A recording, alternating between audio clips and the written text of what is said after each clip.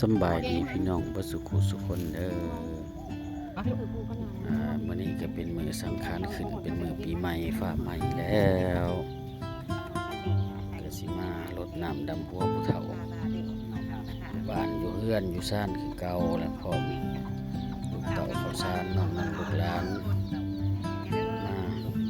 ขอคุณน้ำพ่อน้ำแม่ขอขมาลาโทษนำสิ่งที่ประพฤติในผ่านมาปีใหม่ผ้าใหม่กันเดือนละที่ปีละเทื่อมาสุดน้ำดำหัวพ่อแม่อยู่เฮือนให้หน้าที่การงานให้มีความสุขความเจริญ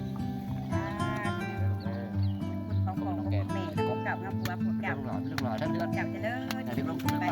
กคนเด้อให้มีแต่ความสุขความเจริญหายสุขหายโศกหายโรคหายภัยหายพยาธิโรคมาเด้อลูกเด้อพ่อแม่พวกตั้งรักษาพวกเก่ามาบัวพวกเก่ากายสุขใจปีมีแห้งไงเด้อก็มาลงบาท